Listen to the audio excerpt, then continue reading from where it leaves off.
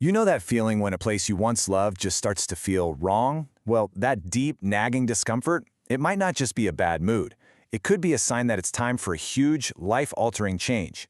In this explainer, we're going to break down the incredible story of Ambassador Sylvia E. Ibby and pull out a really practical framework for turning that exact feeling of discomfort into a life filled with purpose. It is such a strange and unsettling feeling, isn't it? The job you used to be excited about, the city that felt like home, suddenly what was once a perfect fit feels completely off. You're restless, you're uneasy, and you just can't put your finger on why. Well, that feeling, that's our starting point for the journey we're about to take. And our guide for all of this is Ambassador Sylvia E. Ibby. Her recent life has basically been a masterclass in listening to that inner voice. We're talking major relocations between the UK and Nigeria. But her story isn't just about packing boxes and changing time zones. It's about having the courage to follow a divine plan, even when it's really, really hard. Okay, so how do you tell the difference between just having a bad week and getting a true signal that it's time for a change? Ambassador Ibby has a really powerful way of thinking about this. It all starts with learning to recognize the signs that, as she puts it, the glory departs. Ambassador Sylvia has given this feeling a name. It's that moment when something that was once so comfortable becomes deeply, deeply uncomfortable. You can think of it like a kind of spiritual burnout or just a powerful gut feeling that you've outgrown your surroundings. It's a signal that your season in that place is over, and if you don't make a move, that discomfort is only going to get worse. And listen, this isn't just some friendly suggestion. It's a direct warning. The big insight here is that staying put when you've outgrown a place isn't just about being stuck. It can actually be bad for you, holding you back from where you're supposed to be. It's a real call to action, because paying attention to this feeling is the very first step toward finding your next right place. And for her, this is not just a theory. It's how she lives. Her own recent journey is the perfect example. Signs and circumstances just kept pointing her to move to Nigeria. She went. And for 2 years, she felt, and I love this phrase, smack bang in the center of God's will. But then, just as clearly, new signs started popping up, telling her that her work there was done and it was time to come back. So, recognizing the signs is one thing, but knowing where you're supposed to go next, that's a whole other challenge. And this brings us to the second key principle from her journey, the absolute need to build a deep, personal connection with your source of guidance. Ambassador Sylvia really hammers this point home. Look, mentors, pastors, wise friends, they are all incredible gifts, but they can't be your only GPS. Your path is completely unique to you, and the most important directions for your life have to come from that direct one-on-one line of communication with God. And this is exactly why that personal relationship is just non-negotiable. Because there will be those moments, those crises, or big decisions where you just can't get a hold of your mentor. Like she says, there are times when no emergency number is going to work for you. In those moments, it's that relationship that you've built, that you've cultivated, that becomes your rock. This is the question she asks, and it's the one we really have to ask ourselves, right? It doesn't matter if you're a parent, a student, a CEO, how is that direct connection for you? Is it strong enough to guide you when the path ahead gets a little blurry?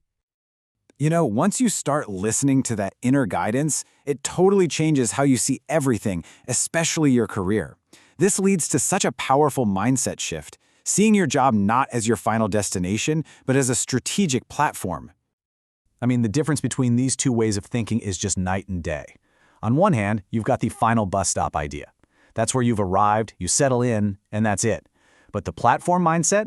That completely reframes your job as a stage, a launch pad, a place of influence that you've been given for a reason that's way bigger than just the job itself. And here's the crucial insight. Your specific job gives you unique access. Her pastor pointed this out to her. He said, as a pastor, he needs an invitation to get into certain rooms. But as a professional, a soldier, a healthcare worker, she already had a key to the door. Your job becomes your permission slip, giving you influence in places that others just can't get into. And her career is just incredible proof of this idea. Talk about walking the talk. She has used so many different platforms: soldier, police officer, chaplain, medical professional, and even got involved in Nollywood, Nigeria's amazing film industry. Every single one was different, but each one served as a unique pulpit, a place to fulfill a purpose much greater than any job description. This number just puts everything into perspective. So, Ambassador Sylvia is 53, but she fully intends to live to be 120.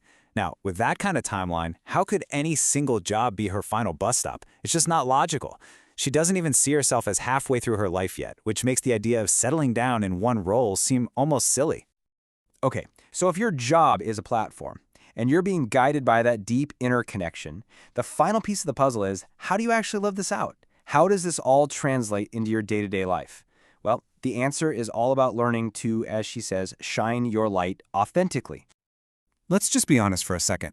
As Ambassador Sylvia puts it, people are tired. They are so tired of hearing people talk about their faith or their purpose. Talk is cheap.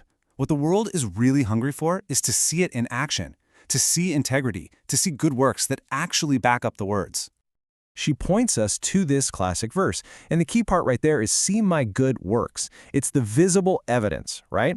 It's your character and your actions that make a real impact and point people towards something bigger, not just what you claim to believe.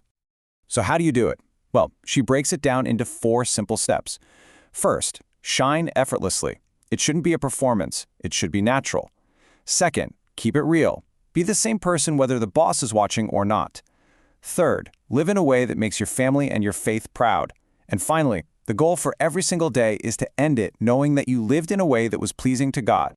And this is such a powerful reminder. After all the impressive titles she's held, soldier, officer, ambassador, the one she holds most dear is a child of God.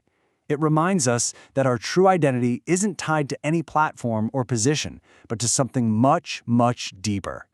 So this all leads to one profound final challenge.